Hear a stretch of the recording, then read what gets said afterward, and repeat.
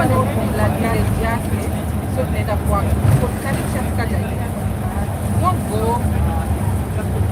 Hapa ndio kumladia yake Evanson Rotich. Fanis, mambo. Evanson Rotich. Thank you for asking. Fanis, mambo. Yeah, network ni mbofu sana. But I hope mahali tumefika maybe haitapotea. Yeah, network ni mbofu sana. But I hope mahali tumefika maybe haitapotea. I'm worried kama huko kwa boma kutakuwa na network. I think I need telecom line, Airtel lines na zikikataa una switch. I need telecom line, Airtel lines na zikikataa una switch.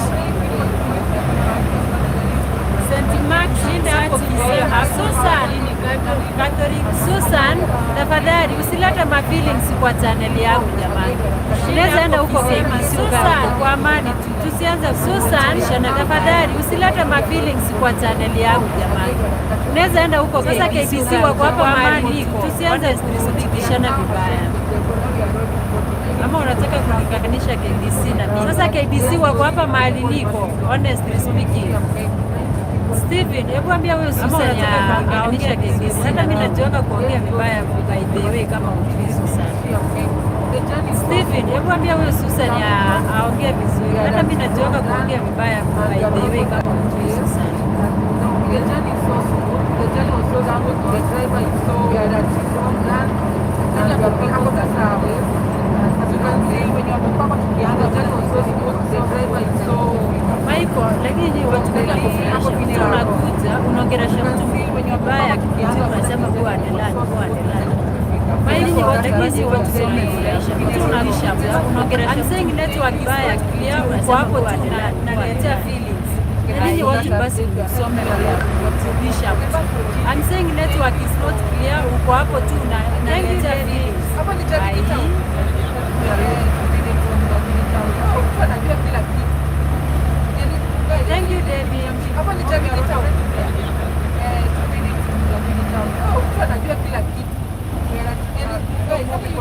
Dennis, unajua nyinyi binadamu mko fani sana. Unakuja unaongelesha mtu vibaya, akikujipisha unasema enda nisome basic Dennis, unajua nyinyi binadamu journalism inaingiliana waongelesha mtu vibaya, akikujipisha unasema enda nisome basic peke yake. So basic journalism inaingiliana basic vibaya. I'm here to update you like network inatusumbua. Hapa ni mimi peke yangu nakuja kusiasifu mimi. Nitakujuzi hiyo basic itajulia mbele. Hapa nimeambiwa nistaki dini chao. Acha ninyamaze. So wale wanafollow hapa ni Jabini, I think ndio tumefika town. So wale wanafollow na polisi ndio kuna watu walikuwa wanauliza mambo na escort town. I think ndio wao umeona. Escort ndio. Tunaona polisi ndio kuna watu walikuwa wanauliza mambo na escort. I think tunaona escort ndio hiyo. Naona na polisi ndio hao wamejaa hapo kabisa. Sasa mkuje mtu you can see askari ndio hao wako hapo wamejaa kujaa. Naona tushafika you can see watu wana walk wakienda. Askari ndio hao wako hapo wamejaa kujaa. Tushafika you can see watu wana walk wakienda. The security is so tight. This is the situation. So tight. This is the situation here. This is the situation here. Eric Mongea ananiambia yarudisha fika tayari. Sawa, WCN sawa basi. Nimekusikia. Eric Mongea ananiambia yarudisha fika tayari. Sawa, WCN sawa basi. Nimekusikia.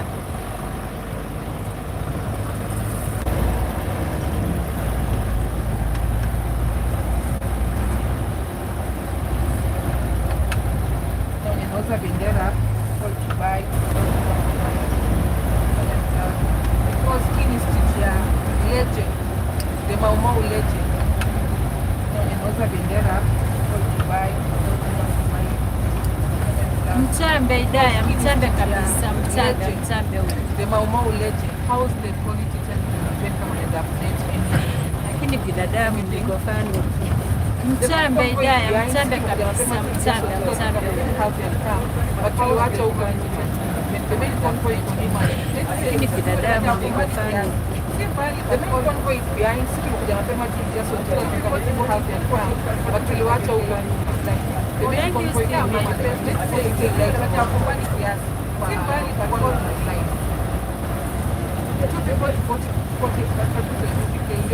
Wacha tukishuka tuchukue boda ni wachukulie Convoy vizuri guys.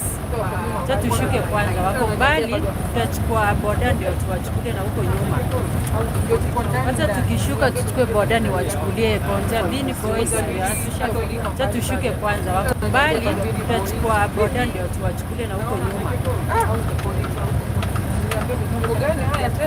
Javini boys tushafika.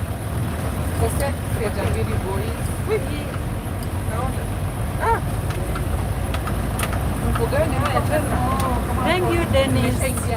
Waambie wajue.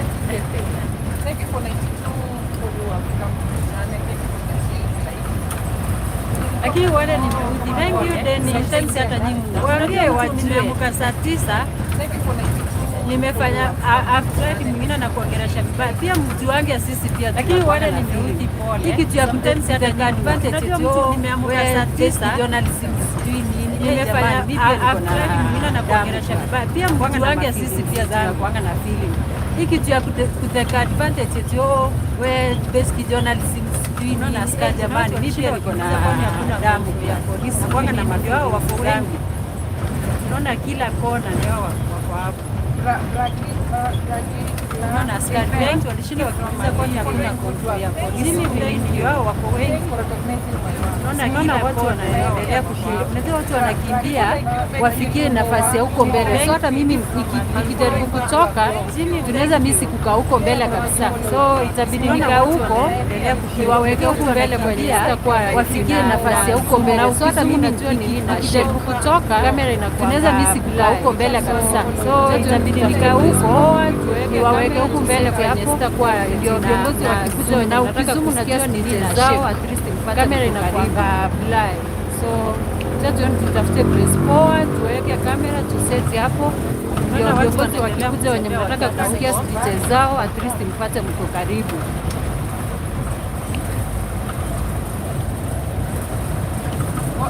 Unaona watu wanaendelea. Wewe Debbie, mimi nimetusiwa huku mpaka nimezoea. Maybe wewe ni mgeni hapa pia. Mimi hapa hakuna ulizia watu wenye wanajua nimekuwa na channel 2 kutoka mwanzo. Wewe Debbie, hakuna mimi nimetusiwa huku mpaka I think maybe wewe ni wenye wamenifollow kutoka mwanzo. Mimi hapa hakuna ulizia watu wenye wanajua nimekuwa na channel 2 hapa mwanzo. Hapa hakuna matusi sijaiambiwa. I think maybe wewe ni mgeni wenye wamenifollow kutoka mwanzo.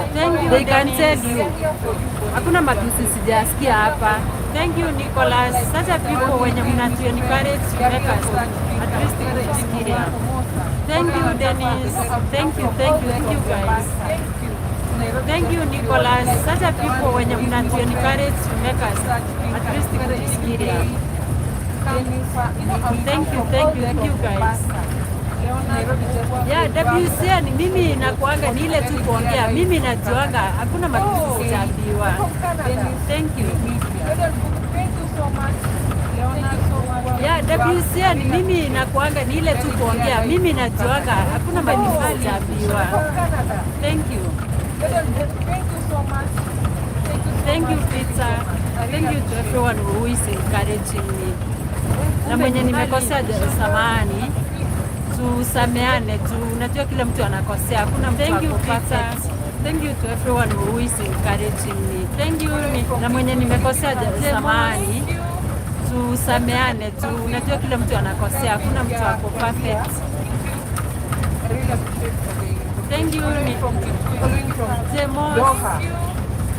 Doha people in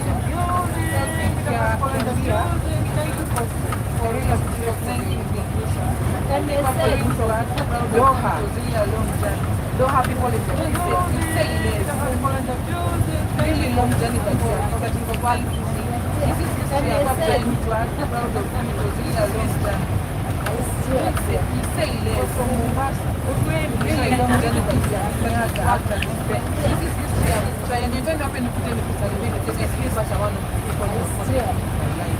From Mombasa, watching from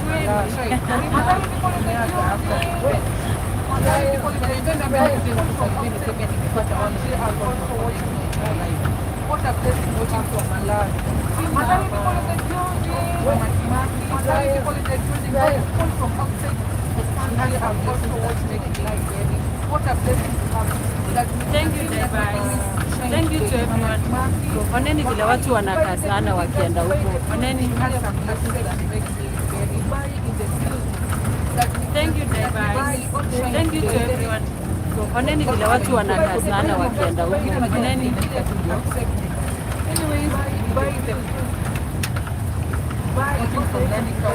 Thank you, Solomon. Thank you, I really appreciate it. Thank you. I really appreciate it. Watching from Nandi County.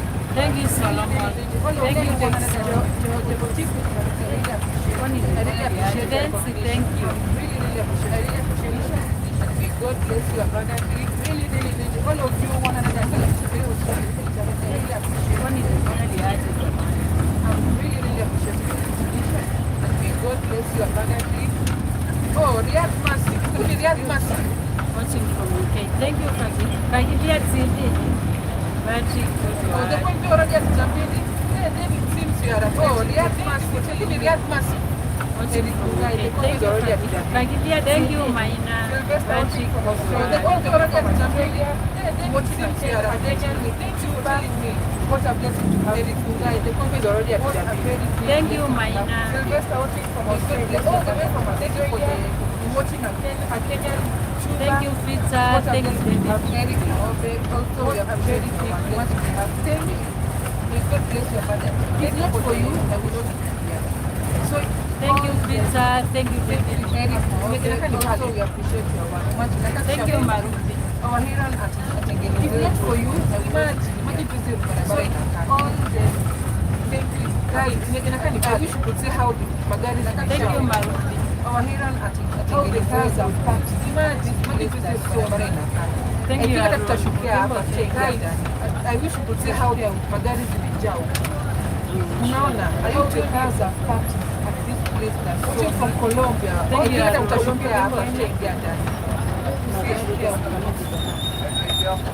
Unaona, are you tuned in? Watching from Colombia, all the way from Colombia to Kenya. Thank you for appreciating me.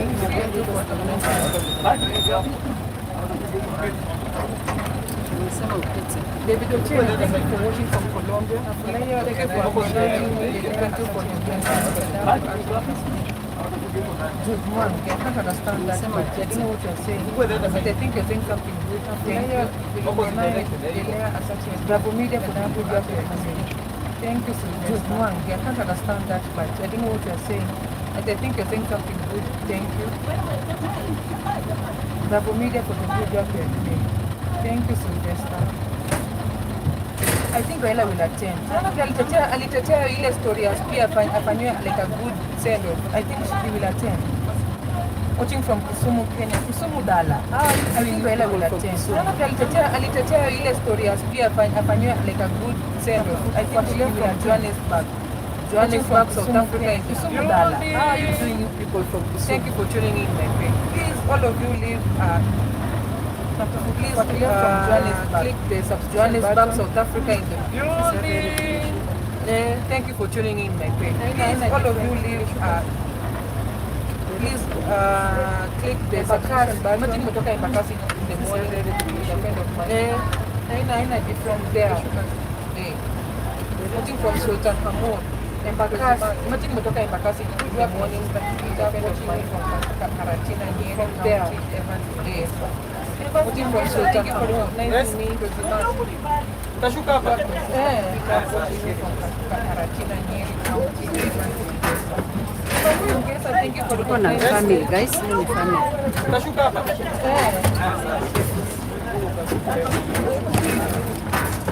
Tunapanda hivyo ama? Tuko na family guys, hii ni family.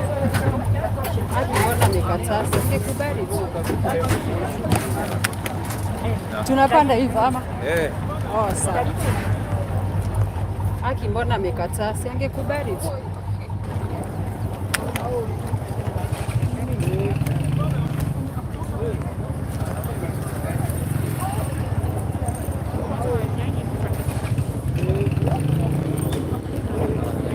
So guys, we are live. Tushafika. Tunataka tutembee. Nimesikia sijui kuna gate A and B. So guys, we are live. Tushafika. Tunataka tutembee. Nimesikia sijui kuna gate A and B and walk. So we are just walking guys. Nimesikia ni distance. Magari zimejaa huko mbaya. I think let's try and see. So we are just walking guys. Shagwa to access that particular place there, the tent there. He is the guest of honor. He's going to be joining mourners in celebrating the life of the late Mukami Kimathi. Now, taking the conversation back to the studio, we left off this conversation at the question that what exactly happened after, we are walking. Zoezi lazima guys.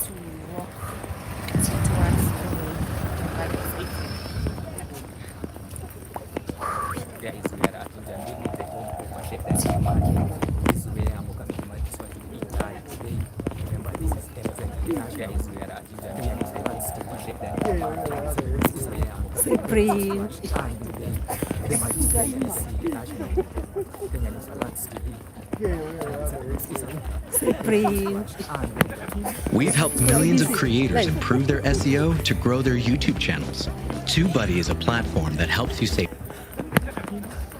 The interior PS, that is Raymond Omolo, while from as early as 6 a.m. The cottage from as early as 6 a.m. The cottage left the Leaf Funeral Home in Nairobi, headed to Njambini, Kinangop constituency in Ndarua County at around minutes past 7, and it is expected any minute from now. That particular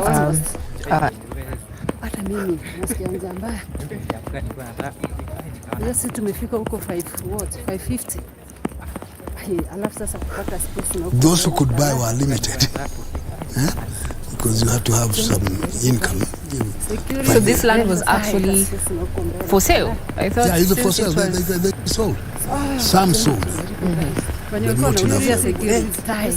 Then there was a deal between the British government and the Kenyatta government to provide loans for now the people to organize themselves to buy the land, not to be given. And then Jomo was very clear, hakuna cha bure. But one would argue that the land was predominantly Kenyan before the coming of the white man. Well, there was no Kenya before that time. There was no Kenya before that. Yeah. And at one point Kenya is a creation of the imperial desires. So the land was there as a builder together, they said. Belonging to the Africans. The reason why they went actually into the forest was because they wanted their land back. Yes, that was the plan. But at the time of independence, things had changed. And as Kenyatta was seeing it, if you get too much into this without being careful, you are going to have a situation worse than Congo. And the last thing they wanted was a what? The Congo situation. It was a Congo situation in Kenya. Remember the some of this called Smith Armstrong? Yes.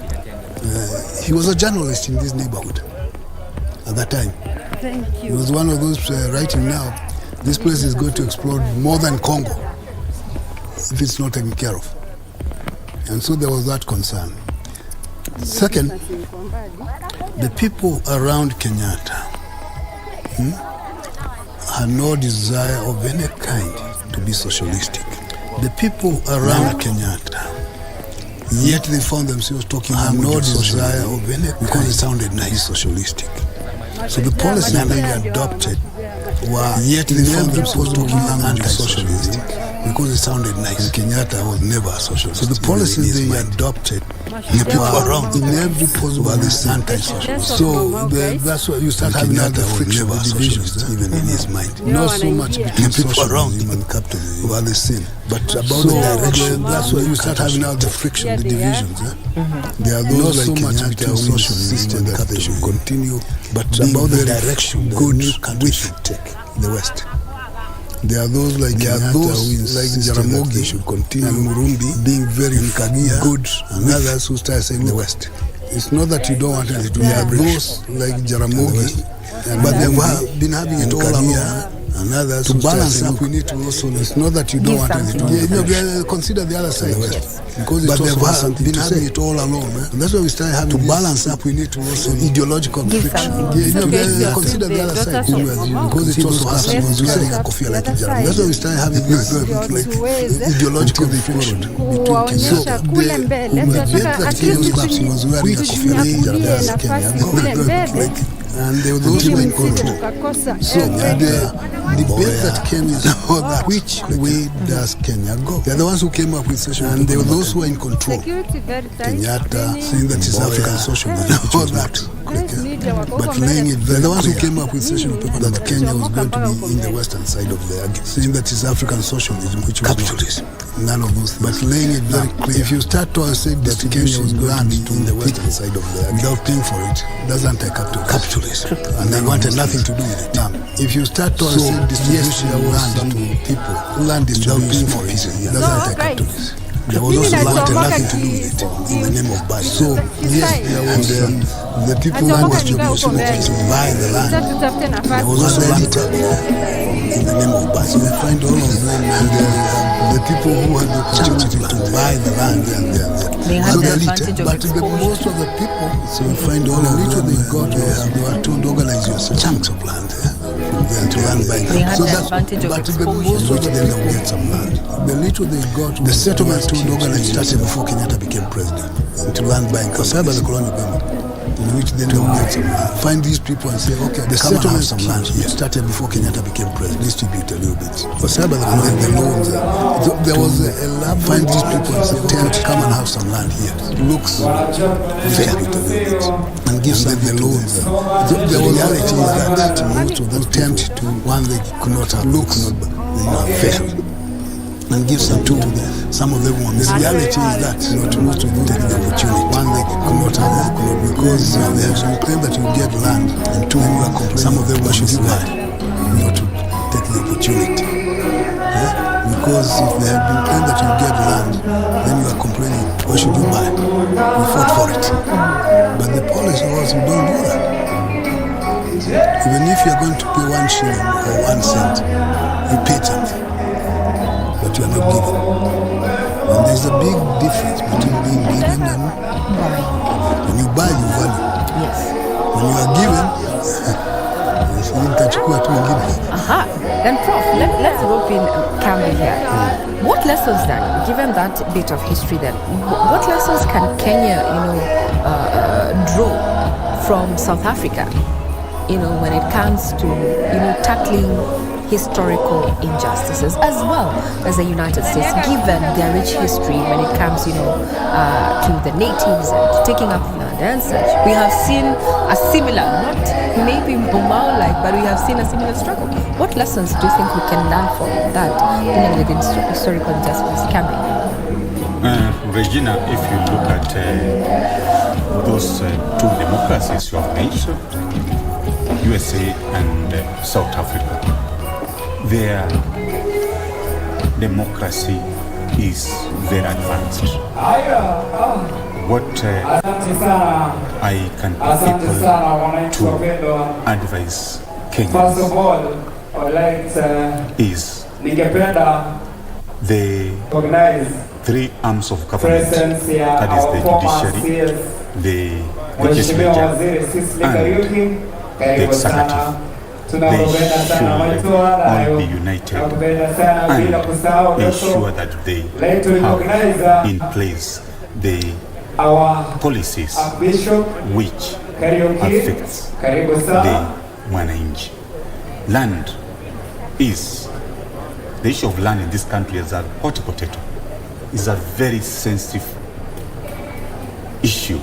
The politicians are not able to legislate the proper act of parliament, which let me interject there a bit. As you can see, those are some of the Mau Mau freedom fighters are screaming in to stand up one of their very own, a woman who has played a pivotal role in ensuring that they get recognized for the sacrifices they made during the emergency period that was, declared in 1952 and way before that, and to ensure that, Kenya is as it is today, a republic, a sovereign state there. It was not easy. They participated in the guerrilla warfare. Now, Wakili, please proceed. The issue which I was saying is, I urge all those stakeholders to work hand in hand so that the vision, mission, and motto of these freedom fighters, in most specifically land issue, has been accomplished. I said earlier, we cannot achieve much if we don't have proper legislation dealing on land. And I said there is nothing clearer than Chapter 5 of the Constitution. It is said this way: Parliament go and enact an act of Parliament which stipulates on the minimum acreage and the maximum acreage which a Kenyan should get. However, we have seen people who have been in Parliament there before. They have never come with a bill which is tackling on this land, but we are seeing empty rhetorics in Veneros. What I can be able to urge all these stakeholders, the role of a member of Parliament is well stipulated in the Constitution of Kenya 2010. One of the fundamental functions for a member of Parliament is to come with a proper legislation which can propel and which is affecting the Kenyans. They are supposed to come with that legislation. They come do representation. They come with those kind of issues affecting Kenyans. And then they do what we call as an oversight when this national government is not doing its proper work of, for instance, we have 48 million Kenyans. And the size of Kenya is you can say it's around 580 square kilometers, 1,000. So every Kenyan actually, when you calculate, is supposed to get like 3 acres of land. But I'd want to take you to what Professor Munene said. Well, these are your sentiments, Wakili, and the feasibility of it being that we are a capitalist state. They said then during independence, when we're getting independence, even if it was a shilling or a cent, buy this land. We're not going to give you this land. You have to invest some of it, but that's a conversation for another day. There's one of our viewers, Professor Munene, who has directed this question to you and says, ask Prof to actually tell us what Mau Mau was a nickname, but there was what the movement was before. Would you be in a position to actually tell us? Well, they used to call themselves the Land and Freedom Army. The Land and Freedom Army. Well, yes. Richard, who is watching from Nairobi, that was a question that you directed to Professor Munene in regard to that particular question. The Mau Mau was a nickname, but they were, in essence, the Land and Freedom Army. The Land and Freedom Army. And that is why... The term Mau Mau was more colonially engineered. Colonially engineered. And then it stuck and people adopted it. Ah. Yeah? Now, you listen to some people that would give you very interesting explanations. The acronym, the Mau Mau, what does it mean? Mzungu aende Ulaya, Mwafrika apate uhuru. I like that. I actually, growing up in the 80s, when we were trying to, make fun, we'd have such, trying connotations. What does Mau Mau stand for? What does Fanta stand for? It made sense. It still makes sense. Yes. But that was not what they called themselves. Mau Mau, Mzungu aende Ulaya. Mwafrika apate uhuru. Yes. Mau Mau. And then it became accepted that way. And people now take pride in saying I was Mau Mau. So it's the some land, young man saying, I am Mau Mau. Yes. You look at him, you're just... And now we have the Mau Mau veterans, and we're talking about it, right? They are very proud to be called Mau Mau. Yes. But at that time, they did not call them that, themselves that way. And the way they organized, Kagia was trying to talk about it because he was one of the organizers. Yes. Of in Nairobi at Kiburi House. They were... Initially, they started going to the forest in small batches, from what we understand, what happened was the people, Jesse Kariuki and Jomo Kenyatta and the Koinange family were kind of the commissioners of the, because they say Madenge is one who was given the kind of the stick. Yeah? You be the leader of the fighters. Yeah? And Kimathi was to be the secretary. They would keep the records of them, and they went, and they got the equipment. Some people say they got them directly from Jesse Kariuki and Kenyatta. And the oaths they took, because they took oaths before they went, were administered by who? By these people. Then when they got into the forest, as it happens, you start power struggle. There was power struggle between Kimathi and Madenge within the, so they fell apart. And Kimathi emerged now as the leader. He used to be the secretary, now he became the leader. And then whatever, and that's how Karori Njama now became the secretary, because to the Mau Mau Council. Yeah, because he was well schooled since he had been to Alliance. Actually, the only he was an Alliance graduate, and he's quite doing things. So the dynamics of the war inside the forest now are different than what was actually happening. From where the dynamics. You listen to Joseph Murumbia, who was, and he would say how they were organizing weapons to take them to the forest. Yeah, there was courier service of how to get things delivered, and the spy networks on both sides was very intense, very clear, and they said, "Yeah, this was." So it was a very complex organization, not as simple as it appears. In Britain, there were debates. And I think we saw some people there saying, yes, what the hell is going on here? And one person in the House of Lords actually was saying, Kenyatta, his only crime is that he's a good orator. That's a crime. That's a crime. Now, if you are going to lock up someone for being a good orator,